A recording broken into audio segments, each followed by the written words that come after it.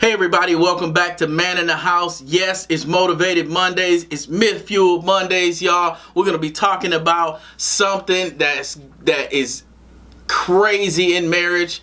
Lots and lots of married couples fight over it. Many married couples get divorced over it. Stay tuned. I'll be right back. The man come round and nothing can break. You can't break me down. I got gas in the tank. I got money in the bank. I got news for you, baby. You're looking at the man. Alright, so the topic of the day.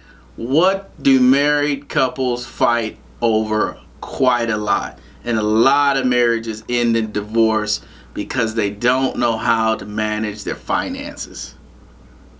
So, with that, I'm going to talk to you a little bit about my story, and then we'll get into some tips on how to manage your finances. Listen, this video is designed to give you some tips so that you can be successful in your relationships. Also, it's going to be part of a 3-part video where we're also going to talk about financial tips to implement around the house, get you where you need to go, get you on the right path. I'll give you a little bit of my background, and then maybe you'll be a little bit more comfortable with listening to me. Am I a professional financial advisor? Absolutely not. I just know what I have been through, and I could tell you some tips and tricks that I've learned along the way. So, alright, married couples fight about finances all the time. If you're married and you've had those issues, listen, a lot of couples go through that, right? It's not about going through it. It's about how you get through it. It's about how you communicate through it and what you do and how you lay a foundation so that those things don't happen again. You have to come to an agreement, an understanding of how you want to manage the finances in your home. And long as you guys are on the same page, you write those things down, it'll work out. Now, people say this all the time. More money, more problems. I don't disagree with that. Listen, if you have a lot of money, sometimes there are more problems because you got a lot of things to take care of. Usually, most people that have a lot more money, they spend a lot more money, and therefore debt causes frustration and arguments and stuff like that. And as you know, finances can sometimes go up and they can come down. You know, you never know when somebody might lose a job, a company might close, or whatever the case may be, and you used to live in a certain type of lifestyle, and then all of a sudden you got to change. So things happen. You just got to figure out how to manage through it. So let me tell you like this. When B-Love and I just got married, I don't know, it's been like 19 years now. I think it is. Yeah, 19 years. So when we got married, we didn't have a whole lot.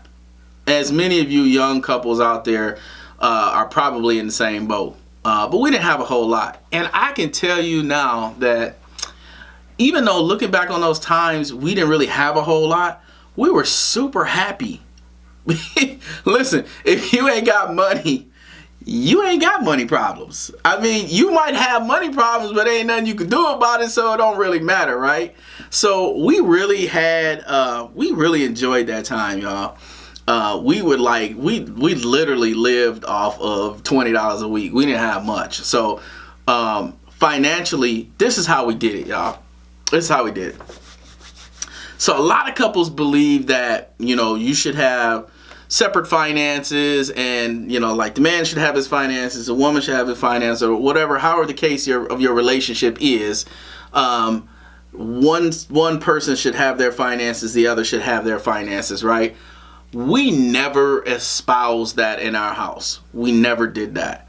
We felt like the two should become one flesh, and if we're gonna come together, then we're gonna have one bank account. And that's really what we did. We did that for, I don't know, 20 years. I mean, no, not 20, but I would say at least 18 years we've done that. And it has worked out really, really well because all of our money goes into the same bucket.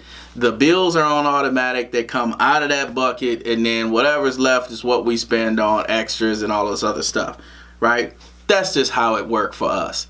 Now, that being said, I told you it's been about 18 years, because just in the last probably year or so, we made some changes to that.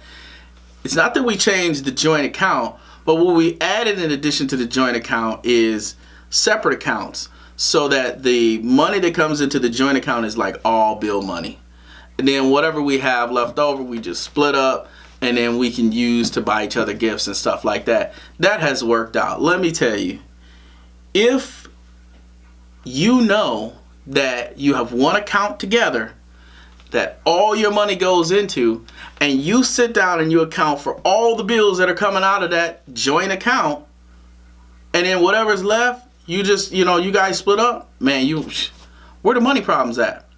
It doesn't matter, and I know people, get all bent out of shape about this, but it don't matter who makes the most money in your household, okay? Whether you are the major breadwinner and your money is going to that account, and the other person in the relationship doesn't make a lot of money, but their money is going in that account, at least both people are contributing to the family. That's really all that matters, right? You contribute to the family, you putting the money into the account, you're good to go. You take whatever is left out. If you're in love, you don't care. Whatever is left, you split up. It shouldn't be oh, well, I make the most money, so whatever's left is all mine. That don't even make sense. That's not a relationship. That's you just want what you want. It doesn't work like that. So this has worked out very well for us. I encourage you guys, if you don't do it that way, get yourself one joint account, put all the bills into that one joint account. Whatever's left over, that's what you guys split. Everybody's happy. Some people work it where one person does the finances, the other person, just gets an allowance. That works for some people too. I mean, I don't knock it if it's working for you. I'm not knocking it if it's working for you. But I just wanted to throw that out there because it's one of those things that married couples fight a lot about. Now, there is some other things I wanted to talk to you guys about in terms of finances. I said we didn't have a whole lot when she and I got together. I was 19 years old, y'all. I didn't have a whole lot. That's been 20 years literally, and I didn't have a lot. She didn't have a lot, and so we literally would go to the store. Some of y'all have heard this story, maybe you haven't, but we would walk down Aldi's and Save a Lot, literally with like $20, and we would get ramen noodles, and we would get the ground beef that come in the tube that you can't see what's in it. We did that. That's where we were. That's where we started, and I have learned so much financially throughout the years that I thought it'd be a good idea just to share a little bit of what I've learned in how to manage the household finances. This show, Man in the House, is about,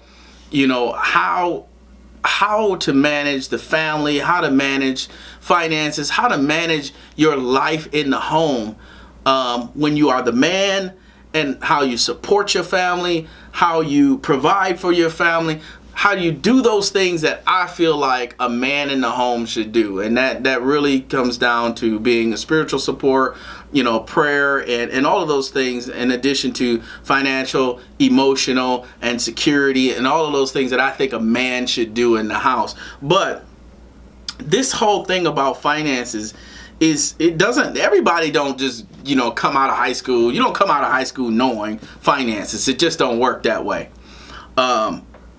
A lot of what I know now, I've learned through trial and error, and I've learned through the degrees that I've picked up along the way, and that's how I know some of this stuff. So some of this stuff that I'm going to share with you, maybe it'll be a 2-part video. I don't know. I might compress some of the parts, but what I'm going to share with you today is just really, how do you get your house in order?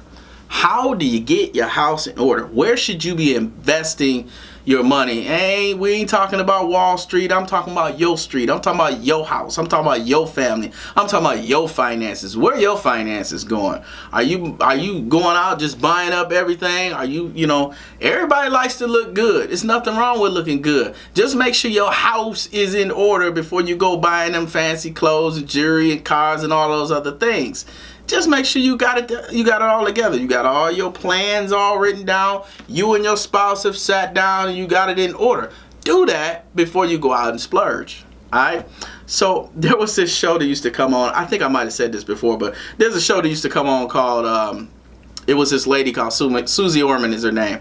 And she does this show, this finance show. And yeah, I used to watch her back in the day. And she used to do this segment called Can I Afford It? And I always thought it was the weirdest thing that people would call her up. They know their financial situation. They would give her all their finances from what they have in finance, from what they had in, debt, from student loans, houses, cars, whatever, to what they had in their savings account, their 401ks, all of that. Give all that information over to her. And then they ask her, can I buy this boat? Or whatever it was. And she would tell them, whether financially they were ready to buy it. And that's an exercise that I think that all of us need to go through. I think it's a healthy exercise. It's a healthy conversation to have with your spouse when you're going out and you're buying big ticket items, or even when you're buying smaller ticket items. You really need to have that conversation. Can I afford it? And can I afford it does not mean do I have the money to pay for it. Please hear me when I say that. Can I afford it does not mean do I have the money to pay for it. You may have the money to pay for it, but it doesn't mean that you can afford to use that money to get that, because that money may be better spent or allocated somewhere else. And it's up to you as the manager of the finances in your home to understand whether or not that is appropriate at that time. And that's what I loved about that show and about that segment of the show. Because I used to watch that, I learned a lot from that. But one of the biggest things I learned, before we get into like all of the how you run your family finances better, one of the biggest things I learned was the time value of money. The time value of money. It is huge. If you've never heard of that term, if you've never done any research, I encourage you, when you leave this video, please look up what it means. The time value of money. Look up what it means. Understand it, because I didn't learn that until I was 26 years old. I was 26 years old. I was sitting in my master's degree program for business administration, and I was taking a finance class. And when I heard them talk about this, my mind was just blown, and instantly I thought to myself, I just lost 8 years of my life. I just lost 8 years of money that I could have made, loads of money that I could have made, because I didn't understand. I never even heard of the term time value of money. So let me explain to you what the time value of money is. It has to do with compounded interest. I'm going to try very hard not to, talk in a whole bunch of mathematical terms, especially in, calculators, and PVT and all of those formulas, because I don't need to hear all that. All you just need to know is the concept, right? The time value of money works like this. If you put $1,000 into some fund somewhere, and that fund is giving you 10%, right? Compounded quarterly. There's 4 quarters in a year, right? So that $1,000 at the end of the first quarter, compounded at 10%, would have made you $100, right? So now at the beginning of quarter 2, your principal, or the money you have in there to start with, is not $1,000 anymore. It's $1,100. Okay, and then the next time you do it, it's the same thing. You're going to add not $100, you're going to add $110, because it keeps compounding. So that $1,100 at the end of quarter 2 is now $1,210. You are adding money each quarter, right? By the time you get to the end of the year, your money has grown so much. The key in that growth is not how much you put in. The key is how long it's been in. And that is really what hit me so hard in that class, is that if you lose time when you're investing your money, you can never get that money back that you've invested. It doesn't matter if you double your investment at the point when you learn it. It doesn't matter. You will never arrive at the same amount of money in year, let's say 35 or year 60 by the time you retire that you would have had if you had put that money in 8 years earlier. Shocked the heck out of me. Broke my world financially. I'm telling you. Let me give you an example. I got an example here. Alright, so if you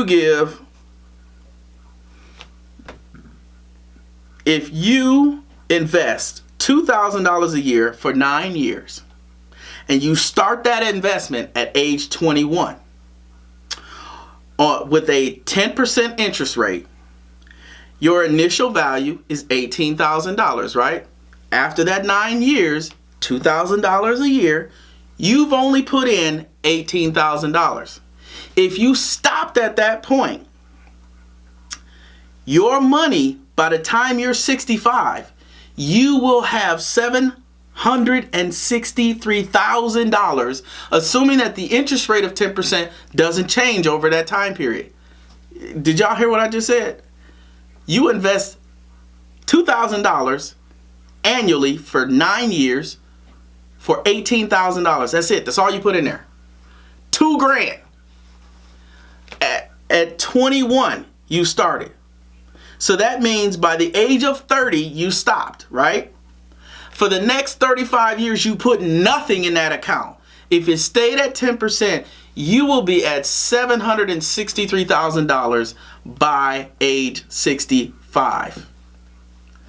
Now, look at what happens. If you have a friend who waited till age 30, this is where I told you the light bulb went off. I could never get this money back, right? Your friend waited till age 30 and started saving, and they saved $2,000 a year, the same $2,000 a year that you started with at age 21 and you only did for 9 years. They do it until they're 65. So they start at age 30 and they do it for 35 years, y'all. 35 years they're putting $2,000 a year in. When they get, that's a total investment of $70,000, right? Age 21, $18,000. Age 30, $70,000. They will only have $542,048.73 by age 65. That's a difference of $220,000. So not only is not investing money right now not making you money, but you are actually losing money. You are actually forfeiting money right now. If you are not in somebody's 401k or 403b right now, if you're a part of a company or if you are not part of a company and you have your own business and you're not invested in an IRA or some sort of retirement savings account, you are losing money left and right. The money just blowing out the window, y'all. I'm telling you. If I had known this at age 18, if somebody had sat me down and explained this to me at age 18, I would be so much better off right now.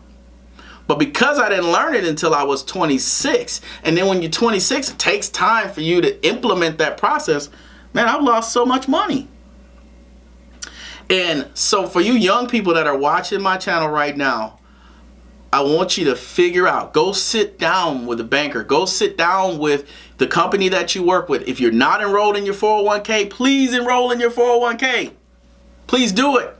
If you're part of a nonprofit, please enroll in your 403b. Do it. Do it. And if you have the ability to do it, max it out. Because companies oftentimes will match you up to 50%. Some of them, it's up to 100% for the first, whatever percent that you put in there. And if you're not taking advantage of that, you're just plain losing money. Okay? That's like finance 101 for your family. And that's not even the tip of the iceberg of the stuff that I want to talk about today. Listen, I want to encourage you guys to get your financial house in order. This is Man in the House. You here, you're talking to me, I'm talking to you. This is the time. We getting our health together, right? That's what we doing. We getting our health together. Let's get everything else together too. Let's work on the entirety of us, of who we are. Make sure you get everything together. When you putting together your list for the year, make sure finance is on that list. Make sure this is, I can tell you right now, one of the things that's on my list that stays on my list is continuing to build an emergency fund. Make sure you have an emergency fund. What is that? An emergency fund is enough money saved to carry you for at least 6 to 9 months if you so happen to lose your job, or if you are in a medical emergency, or if something happens that is that you need immediate finances for. And no, I don't mean, oh, I want to go buy that new car. Oh, I want to go buy that new ski boat, or that new ski-doo, or that new, whatever. It is not for that. It is not for that at all. The emergency fund is for emergencies, real ones, not the ones that you constitute as an emergency in your head. I'm talking real emergencies where, you went into the hospital, you got to cover the finances or the expenses of the hospital, because maybe your insurance doesn't cover everything. Those things like that, where you don't want to be putting that on credit cards and things like that. So make sure you have an emergency fund. If you haven't done so, start one today. Put aside some money every month for an emergency fund. You should already be putting things into your 401k, 403b. Get yourself an emergency fund. Take your monthly income, multiply it by 6 months or 9 months, and that's your target for what you need to put in the bank. Save, don't touch. It has to be in the bank though. It can't be in a CD or invested in the market or nothing like that, because it takes too much time to get it out. It's not for that. This is just an emergency fund for emergencies. Stuff happens, y'all. Make sure you have a rainy day fund. All right, so cover that. If you got kids, college tuition. Start it when they're babies. Don't wait till they're getting older. Don't say, well, my kid's going to be brilliant. He's going to get a scholarship, or she's going to get a scholarship, and I won't have to worry about that. Listen, you don't know how your kids come out. The kids come out, some of them come out smart. Some of them come out not so smart. Some of them come out street smart, not book smart, and vice versa. So you just never know what you're going to get, right? So make sure that you invest in your children up front. Put that money away for their college funds. Listen, you like, man, you all in my pocket now. You like 30% of my income is going to 401k, emergency fund, and college tuition. Listen, we have to learn how to live within our means, but we have to know what that adjusted mean is, and that is you got to be able to take that portion out of your salary and say, this is what I'm going to live off of. One of the hardest things to do as a Christian, if you have not done it, obviously, you're not always Christian. You become a Christian, and when you begin to tithe and give offerings and all that stuff, one of the hardest things to do is to make that adjustment, because literally you have all your finances. And your finances are going to all these bills and all these things. You have them all arranged already, and all of a sudden somebody's asking, okay, well, you need to pay 10%, or you need to pay an offering. You're like, where am I gonna get that money from? I gotta pay this bill, this bill, this bill, and this bill. Which one of these bills can I not pay to pay this? That's what happens, y'all. It's no different with everything else. What you are going to have to do is you're gonna have to say to yourself, what is more important?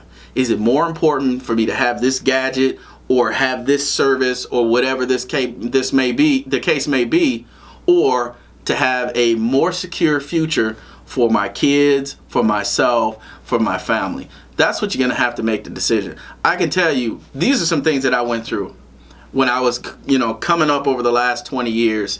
Some of the things that I've gone through in whittling down and adjusting how our finances work in the house. And I encourage you to start going through some of these exercises I'm about to tell you about, because the money that you think you don't have, you are going to find in doing some of these things. So first off, your house is a huge consumer of energy, right?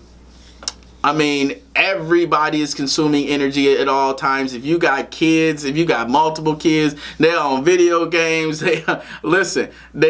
My kids right now, when they were younger, on video games, got the TV going. Never turn a light off in the house. Everything's on. You arrive at your house at nighttime. Listen, your house looks like a lighthouse on a hill because every light is on in the house. Nobody turns the lights off. And on top of that, they got the TVs going. You ain't even in the room, the TV's going. Listen, that is what happens in a lot of families, a lot of households. The lights go on, the bedroom light be on, still to this day, y'all. I leave the house, we all gone. Come back, and it's nighttime, so in the daytime you can't see it. Come back at nighttime, I look upstairs, yeah, he left his room light on. Turn that off. Yeah, you see, they don't pay no bills, so they don't know. But I'm just telling you guys, the house is a huge consumer of your money in the form of energy. So what I would encourage you to do is something that I did a long time ago, and that is get in contact with your energy service. Whether, whatever company it is that provides you gas and electricity, get in contact with them. They're going to have some tips and tricks on how to reduce your energy costs. Some of the things they told me, obviously, energy efficient lighting is going to cost you more up front. Maybe you do a room at a time.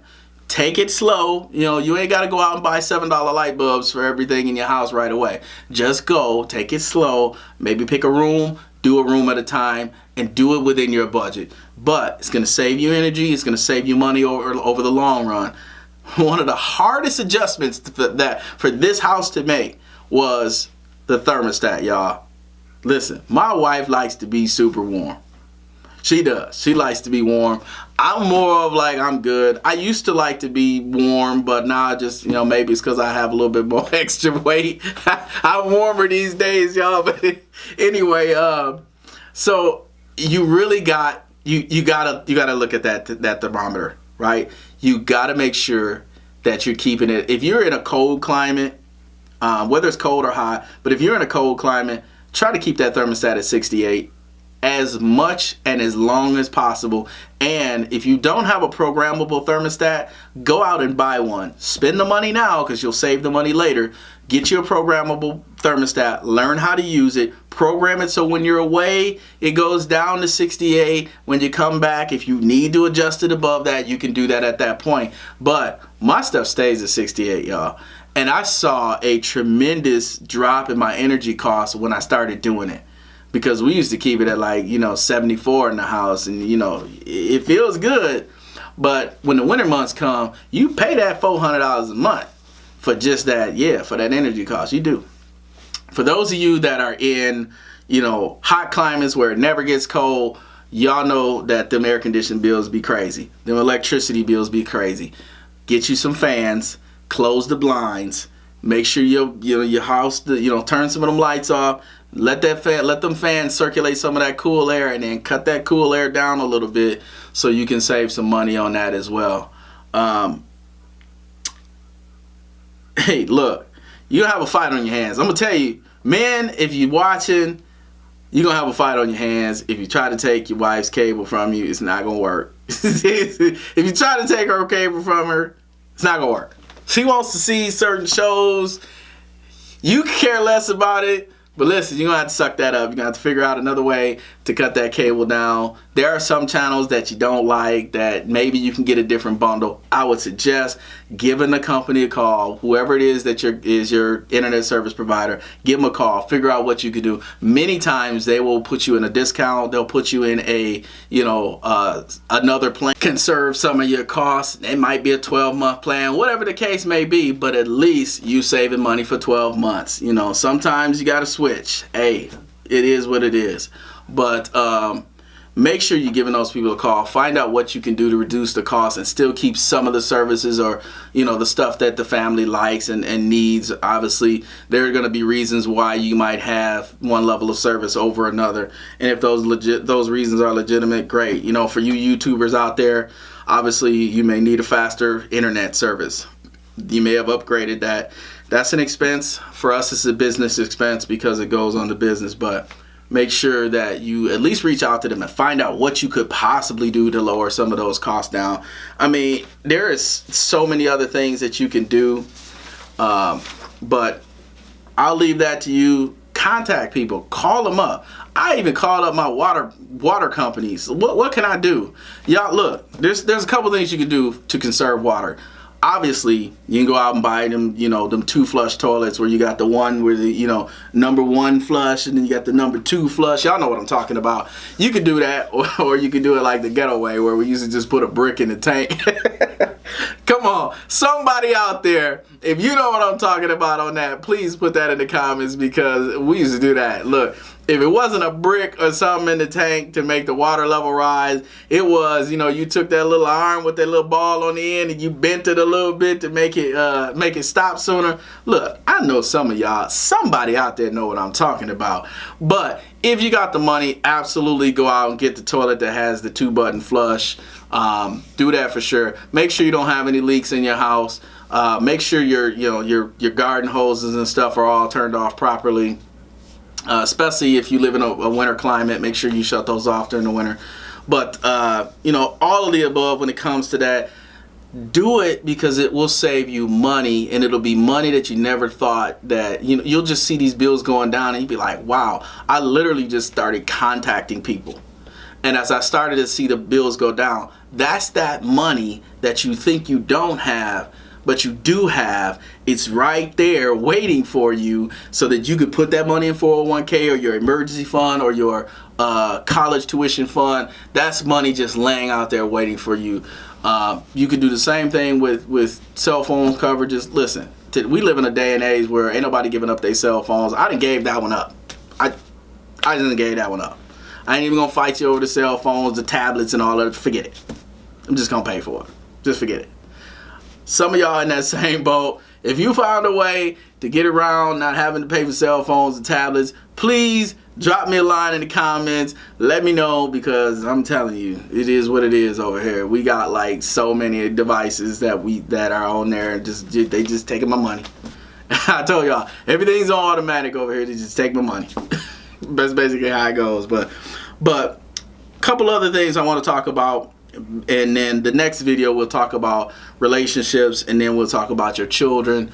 And I got some good ideas, I think, that will help in these areas, not only in dealing with finances in your relationship, but also, dealing with kind of mixed relationships, blended families. We're going to talk about a lot of things, and we'll touch base on those in the next video. But I'm going to wrap this up by talking about a couple things. And that's debt. You can't talk about finances unless you talk about debt, y'all. Some of y'all have a lot. Some of y'all don't have a lot. And wherever you are in that spectrum, these principles apply all the way. I know there are a lot of things that you can do. I'm only talking about things that I've done and I've found to be successful, right? So first off, many ways to attack debt. Some people say, hey, attack your debt by attacking the thing that has the most interest rate or the highest interest rate, which makes total sense. It makes total sense to attack the one bill or credit card or whatever you have that has the highest interest rate. The problem typically is that sometimes that doesn't give you a lot monetarily back into your budget. So you may have a bill that only costs $15 a month. That's the minimum payment that you gotta pay, right? And even though the interest rate is high, it's not as high as the next bill that you have that you really want to pay off. So I would encourage you to do this. And like I said, people say it both ways. I'm gonna tell you the way I did it. The way I did it was I took the smaller bills, the bills that were smaller in dollar amount, not interest rate. I took the bills that were smaller in dollar amount, like say for example you owe $300 on this, or you owe $500 on that, or maybe it's $1,000, and I focused on knocking those out. And whatever those monthly payments were that I used to pay to them, I consolidated those monthly payments, and then I started paying on those high interest things that I had or those moderately high interest things that you have, you start hitting those and knocking those out. We call that the snowball effect. It's when you pay off one bill and you use the money to pay off the next bill. And each time you take the money, and it's just like a snowball. The money that you're using to pay off the next bill becomes larger and larger and larger and larger, like a snowball. That's why they call it that. But if you do that, you can knock out your debt. It can be done. It can be done. So don't say that you can't do it, because you can do it. We just got to make better choices. We got to manage our finances better. And the last thing is, make sure that you understand how to manage your budget in your household. Make sure you know how much is coming in and how much is going out. For me, I was reading the Bible one day, and there's a scripture in there, and it says, know the state of your herds and your flocks. And I was like, what does that mean? I ain't got no herd and I ain't got no flock. What are we talking about here? Right? And I begin to understand what that means. It just means this: know your business. If your business is farming, you will know the state or the condition of your herd or your flocks, right? Your sheep or your cattle or whatever, right? The same thing goes for your house. If your house is your business, right? It ain't nobody else's business, then you should know the state of your house. You should know how much money is coming in. You should know how much money is going out. You should know what is going out on. You should know all of those details, and you should know them in real time. One of the things I love about people who run business is you can ask them about the state of their business. They can tell you how many receivables they got, how much debt they have, how much money that they're bringing in. They can tell you what the profit margin is. They know what the P&L or profit and loss statement looks like. They know what items are costing them money. They know all the details. That's the way we have to be about our homes, our house, our livelihoods at the house. You got to know your budget that well. You got to know what's coming in. You got to know what's going out. And if you do that, there are many different tools for you to manage that in today's world. Many people still use the checkbook. There's nothing wrong with using the checkbook and the check register. If you still, write checks, even if you don't write checks, you can use that check register and manage everything you spend. I personally, I don't really do it that way. I do it on an app. I can, I use my bank apps. I can see everything real time, what I'm spending, where I'm at financially, and I keep a spreadsheet that has everything that's coming out, what day it's going to come out, whether it's on automatic or not on automatic, all of that detail. And I run, listen, y'all, I work in the business world, and I've always done this, but I'm like the spreadsheet guy. I'm the numbers guy. I love data. Data informs you so many ways. It doesn't tell the whole story, but it informs you in a lot of ways. If you have never put your finances down on paper, put your finances in a spreadsheet and start running calculations if you know how to do that, or if you don't know how to do that, put what you got. I'll get some pen, pencil, paper, start writing down what you have coming out, what you have coming in, and start making adjustments. Because that's what needs to be done. You got to know. You got to know it. You got to see it, because when you see it, all of a sudden it's like, wow, I didn't know that bill went up or this bill went up. I didn't know that the discount fell off on that, and now I'm paying all of this money.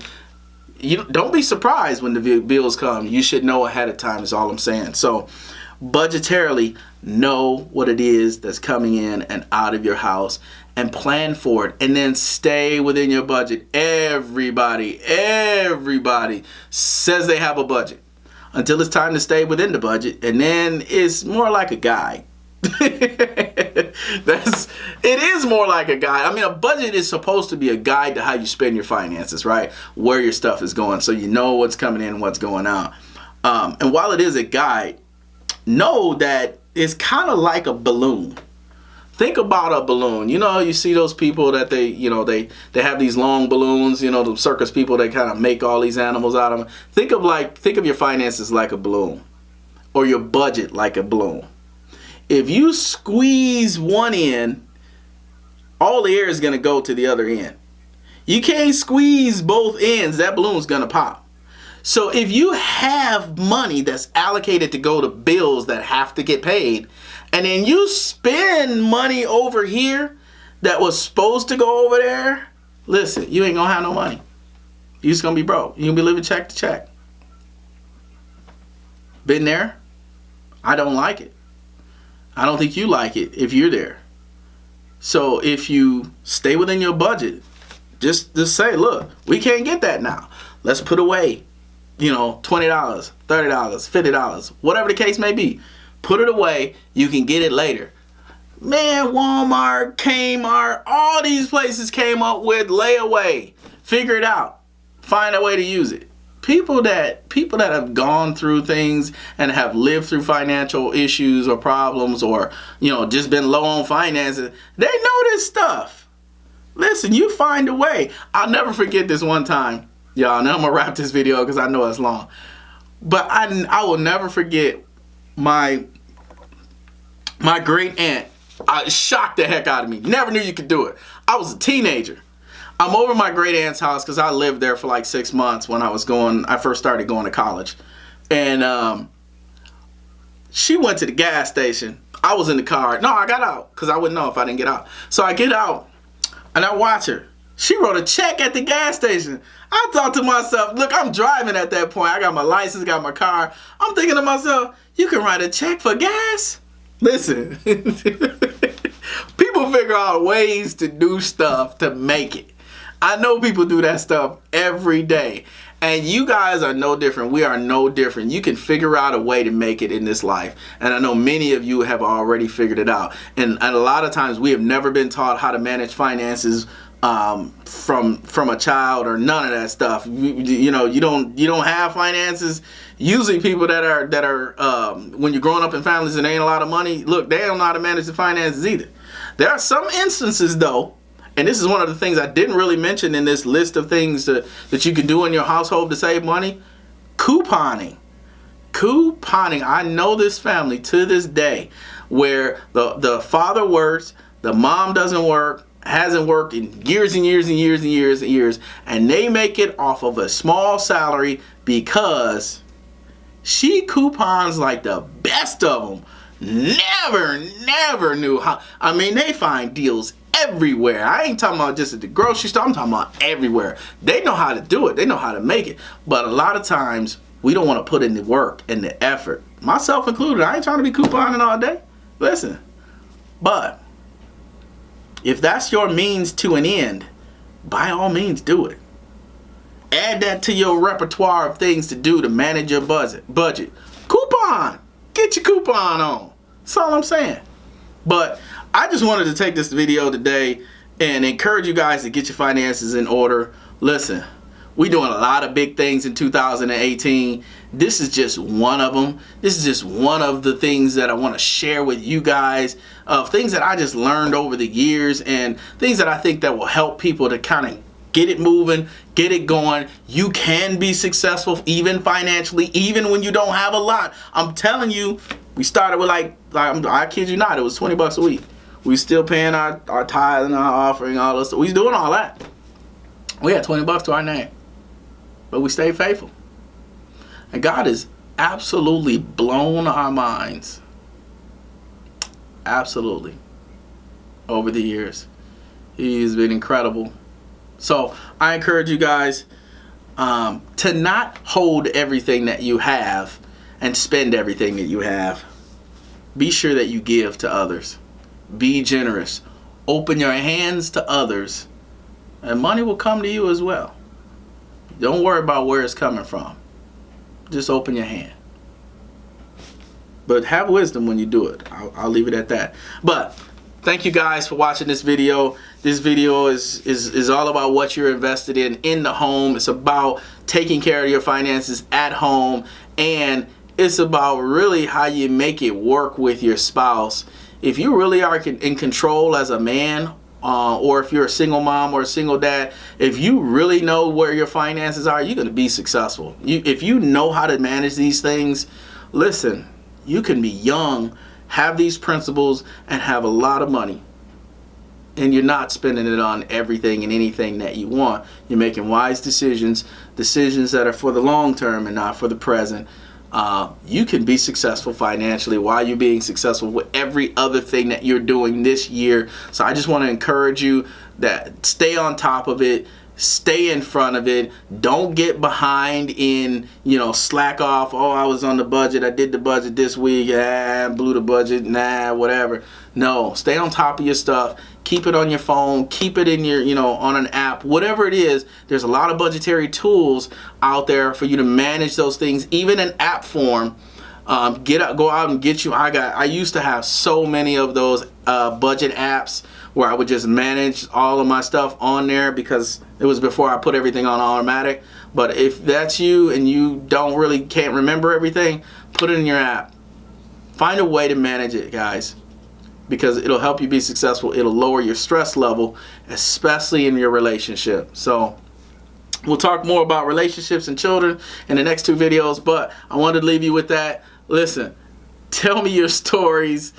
I know, the whole brick thing, that brick in the toilet, that was like my life when I was a child. So we lived through a lot of things, but it's helped us to become who we are today. I know it's the same for you. So until next time, drop your comments below. Don't forget to like, comment, subscribe, hit that notification button twice, and join the Man in the House family. I'll see you next time. Peace.